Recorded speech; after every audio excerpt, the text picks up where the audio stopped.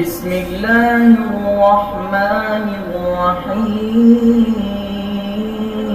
شاہ صاحب، یہ ہے کہ ذکر کی بات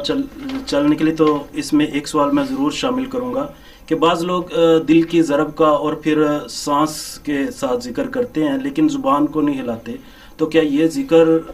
ثابت ہے کہیں پہ؟ نہیں، ایسا کوئی ذکر حدیث سیاح میں ثابت نہیں ہے جس میں ناک بندہ بند کر لے، منہ بند کر لے اور بندہ کوئی آوازیں خاص آوازیں نکالے یا سر کو جناب گھماتا رہے اور کوئی اذکار کرتا رہے، یا جس طرح کوئی کرنٹ کا تذکرہ وہ ہمارے سوشل میڈیا پر کچھ کلپس ایسے وائرل ہو گئے ہیں جس میں یہ موجود ہے، تو ایسا کوئی طریقہ نہیں ہے نبی اکرم صلی اللہ علیہ وسلم سے ثابت۔ صحیح البخاری کی جو آخری حدیث ہے اس میں یہ ساری چیزوں کا رد موجود ہے کہ نبی اکرم صلی اللہ علیہ وسلم کلمتان حبیبتان، دو کلمے اللہ تبارک و تعالیٰ کو بہت زیادہ جو ہے نا وہ پسند ہے، محبوب ہے، اور نبی علیہ السلام ساتھ فرمایا خفیفتان علی اللسان، وہ زبان پر انتہائی ہلکے ہیں، وثقیلتان فی المیزان، اور وزن میں بہت بھاری ہیں، سبحان اللہ و بحمدہ سبحان اللہ العظیم، یہ دو کلمات، یہ صحیح البخاری کی آخری حدیث ہے۔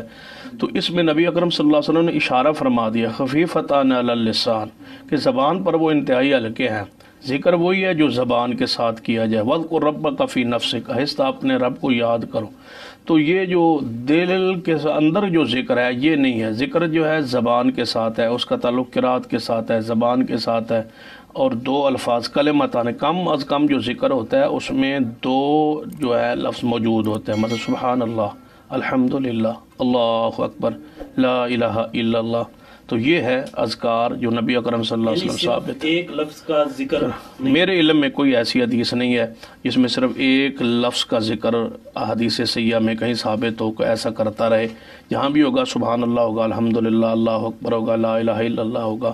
یعنی کہ دو وہ کلموں پر، دو جو الفاظ پر وہ مشتمل ہوگا کم از کم۔ تو کلمتان حبیبتان الی الرحمن خفیفتان علی اللسان ثقیلتان فی المیزان، یہ کلمتان کے جو الفاظ ہیں اسی طرف اشارہ کر رہے ہیں کہ کم از کم وہ دو جملے، دو کلمے، دو الفاظ ہونے چاہیے کم از کم، یہی ذکر رسول اللہ صلی اللہ علیہ وسلم سے ثابت۔ یعنی دل کی ضرب اور سانس کے ساتھ یہ ذکر نہیں ہے؟ ایسا نہیں۔